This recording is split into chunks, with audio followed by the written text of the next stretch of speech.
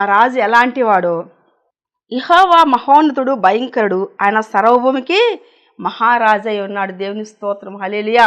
మన రాజు ఎలాంటి దేవుడు అంటే సర్వభూమికి మహారాజు. ఆయన రాజ్యము ఎప్పటికీ నాశనము కలగని రాజ్యం. ఆ రాజ్యంలో ఉండాలని ఆశపడుతున్నావా? ఈ లోకం శాశ్వతమైనది కాదు, అంతమైపోతుంది రాజ్యం. అయితే ఆయన రాజ్యం అంతం లేని రాజ్యం. ఆ రాజ్యంలో నువ్వు చేరాలంటే రాజు మన ప్రభు యేసుక్రీస్తు వారి లేఖనాల మాటల వాక్యమే దేవుడు. ఆ వాక్యాన్ని అంగీకరిస్తావా? అయితే వష్టి సౌందర్యం కలిగిన స్త్రీ. అయితే ఆ సౌందర్యం వ్యర్థమైపోయింది.